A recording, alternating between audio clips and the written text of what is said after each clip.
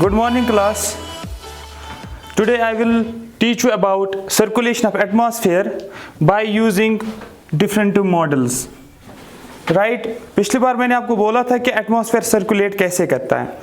अब आज मैं जो आपको बताऊंगा वो है कि एटमॉस्फेयर में सर्कुलेशन तो होती है, लेकिन हम कौन कौन से मॉडल्स को यूज़ करके अंडरस्टैंड कर सकते हैं कि एटमॉस्फेयर में इस टाइप की सर्कुलेशन होती है. राइट? हमारे पास दो मॉडल्स हैं. पहला मॉडल जो है, जो पहले दिया हुआ है, उसको बोलते हैं हम हैडलीज मॉडल, और इस मॉडल को मॉडिफाई किया गया है और उसको नाम दिया गया है हैडलीज मॉडल. तो पहला हैडलीज मॉडल है, हैडलीज मॉडल को मॉडिफिकेशन किया हुआ है. दूसरा मॉडल हमारे पास है हैडलीज मॉडल, और एक मॉडल हमारे पास है जो सेकंड मॉडल है, उसको हम नाम देते हैं फेरेल्स मॉडल. तो let us see one by one about Hadley's and Ferrel's model. सबसे पहले हम बात करेंगे हैडलीज मॉडल की. Hadley's model, Hadley's model. Hadley's model क्या बोल रहा है? हैडलीज मॉडल बोल रहा है अगर ये हमारे पास अर्थ है, ठीक, और ये अर्थ के आसपास क्या है? ये एटमॉस्फेयर है, ये अर्थ है, ये इक्वेटर है. राइट? इक्वेटर पे क्या होता है? इक्वेटर जो होता है वो 0 डिग्री होता है. इक्वेटर है ये, इक्वेटर 0 डिग्री. ये नॉर्थ पोल है, यहां पर साउथ पोल. राइट? हैडलीज मॉडल बोल रहा है कि इक्वेटर जब हीट हो जाता है, जब सनलाइट इक्वेटर के ऊपर आ जाता है, तो ये सरफेस जो होता है ये हीट अप हो जाता है.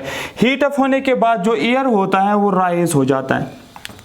एयर क्या होता है? एयर राइज हो जाता है over the equator. Air rise हो जाता है. राइट? ये इक्वेटर है, ये अर्थ सरफेस है, ये ऊपर एटमॉस्फेयर है, तो एयर राइज हो जाता है. जो एयर राइज हो जाता है इसको बोलते हैं हम कन्वेक्शनल करंट. कन्वेक्शनल करंट का मतलब होता है जब एयर सरफेस हीट हो जाता है और वहां पर एयर वार्म हो जाता है, वार्म एयर ऑलवेज राइजेस. उसके बाद ये एडियाबैटिकली कूल हो जाता है. कूल होने के बाद क्या होता है? ये एक्सपैंड हो जाता है, इस तरीके से एक्सपैंड हो जाता है. एक्सपेंड होने के बाद क्या होता है? हमें पता है जो पोल्स हमारे पास होते हैं, नॉर्थ पोल की बात करें नॉर्दर्न हेमिस्फीयर में, और साउदर्न पोल जो हमारे पास है साउदर्न हेमिस्फीयर में, ये कूल एरियाज होते हैं. जब एयर यहां पर पहुंच जाता है, एयर क्या करता है? ये सिंक हो जाता है. यहां पर नॉर्थर्न पोल पे भी सिंक हो जाता है और साउदर्न पोल पे भी सिंक हो जाता है. और इसके बारे में इसने क्या बोला? ये किसने दिया है? हैडलीज मॉडल ने. हैडलीज मॉडल ने अज्यूम किया, जो ये मॉडल मैंने बनाया हैडली का, इसने बोला कि एक हेमिस्फीयर में सिर्फ एक ही सेल बनती है. फॉर ये एक नॉर्दर्न हेमिस्फीयर में एक सिंगल सेल है और साउदर्न हेमिस्फीयर में एक सिंगल सेल है. तो हैडलीज मॉडल को हम नाम देते हैं, हैडलीज मॉडल को हम क्या नाम देते हैं? एक यूनिसेल्युलर मॉडल. Unicellular model. लेकिन हैली ने बोला है, इसने कुछ एजम्पशंस लिए है. इसने कौन कौन से एजम्पशन ली है इस मॉडल को डिफाइन करने के लिए? इसने बोला है कि अर्थ जो है वो एक होमोजीनियस सरफेस. एजम्पशंस कौन कौन सी इसने लिए? एजम्पशंस कौन कौन से इसने बोला? सबसे पहले बोला अर्थ जो है as a homogeneous surface. Homogeneous surface. Right? Second assumption इसने लिया earth is not rotating. Earth rotate नहीं करता है. तो that means earth is not rotating का मतलब स्टैटिक. अर्थ जो है स्टैटिक है. पहले एजम्पशन इसलिए होमोजीनियस सरफेस. इस होमोजीनियस सरफेस का मतलब क्या होता है? अर्थ है, इसके ऊपर कॉन्टिनेंट्स भी हैं और इसके ऊपर जो है ओशंस भी हैं. इसने बोला यहाँ तो हम कंसिडर करेंगे पूरा अर्थ जो है इसमें पानी है, या कंसिडर किया जाएगा पूरा अर्थ जो है इस पे लैंड है. तो दैट मीन्स उस सरफेस को बोलते हैं हम होमोजीनियस सरफेस. तो इस एजम्पशन के बेसिस पे इसने ये मॉडल दिया हुआ है. दूसरी बात, इसने बोला अर्थ रोटेट नहीं करता है, अर्थ जो है स्टैटिक है. जनरली हमें पता है अर्थ जो है अपने एक्सिस के अराउंड रोटेट करता है, अर्थ जो है सन के अराउंड रोटेट करता है. लेकिन ये एजम्पशन इसने नहीं लिया. इसने बोला कि सपोज हम अज्यूम करते हैं कि अर्थ जो है वो रोटेट नहीं करता, अर्थ स्टैटिक है. और उसके बाद इसने ये मॉडल दिया है. हैलीज मॉडल और हैडली मॉडल जो हैं ये दोनों एक जैसे हैं, लेकिन डिफरेंस क्या है? हैडली ने बोला, हैडली की अगर बात करेंगे, हैडली मॉडल की बात करेंगे, हैडली ने बोला, हैडलीज मॉडल इसका ये कहना है कि अर्थ जिसने एजम्पशंस जो लिए हैं वो देखेंगे हम कौन कौन से एजम्पशन इसने एज्यूम किया है। अर्थ तो होमोजेनस सरफेस है, right, earth is homogeneous surface. इसने एज्यूम किया कि अर्थ को एज ए होमोजेनस सरफेस, जो कि सिमिलरली किसने लिया है, हैली ने भी लिया है, राइट। उसके बाद इसने बोला सेकंड एजम्पशन इसने लिया है अर्थ इज रोटेटिंग, अर्थ जो है वो रोटेट करता है, अर्थ इज रोटेटिंग, अर्थ जो है वो रोटेट करता है। दैट मीन्स इसने कंसिडरेशन में लिया है कि अर्थ रोटेट करता है, अर्थ स्टैटिक नहीं है।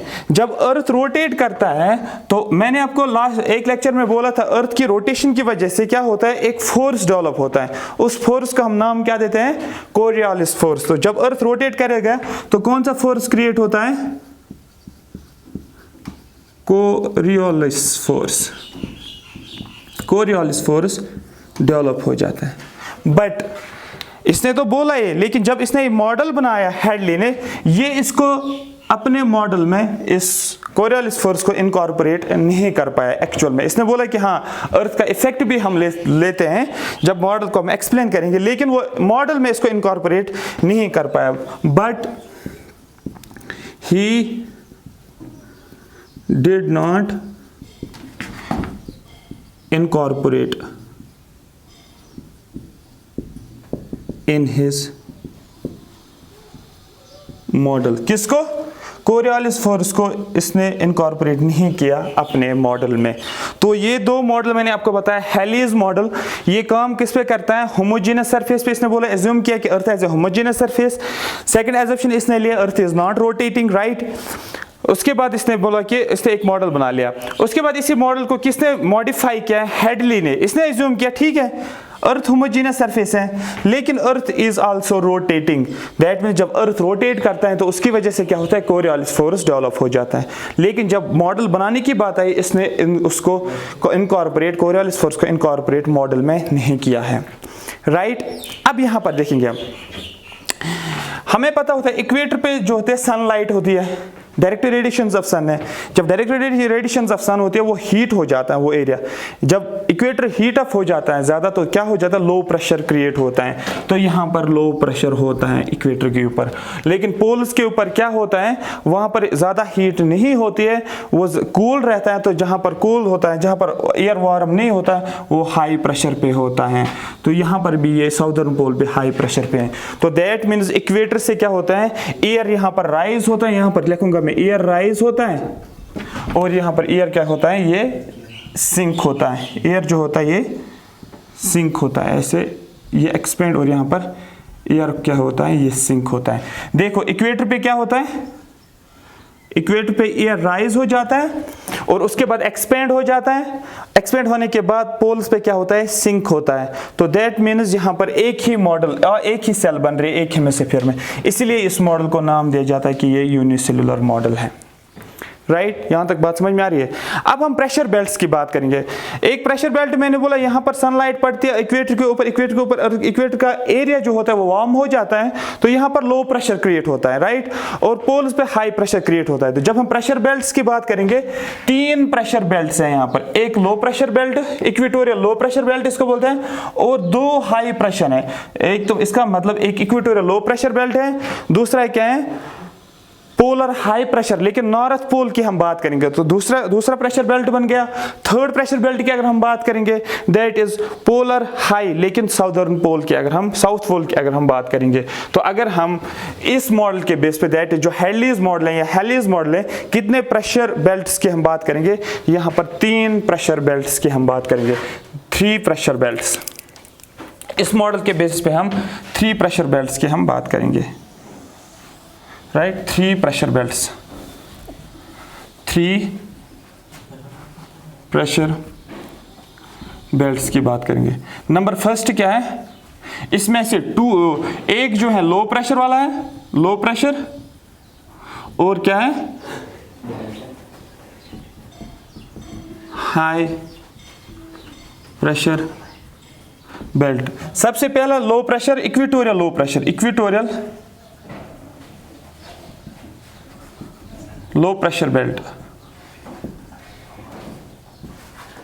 राइट, इसको जनरली हम लिखे equatorial low pressure belt, that means ELP, equatorial low pressure belt. ठीक, number second polar high pressure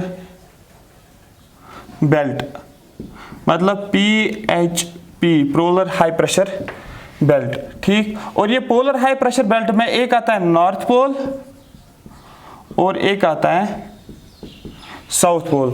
तो टोटल अगर हम देखेंगे, टोटल हमारे पास कितने प्रेशर बेल्ट्स हैं? टोटल प्रेशर बेल्ट्स की अगर बात करेंगे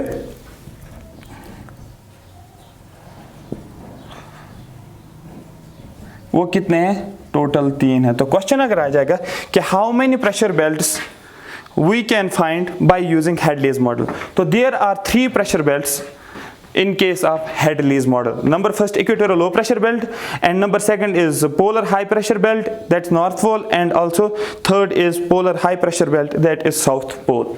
राइट, तो ये जो है हमने एयर की सर्कुलेशन की बात की, एटमॉस्फेयर। यहाँ पर क्या होता है, एयर क्या होता है, राइज होता है, उसके बाद क्या होता है, कूल होता है, उसके बाद एक्सपेंड होने के बाद सिंक होता है। कहाँ पर?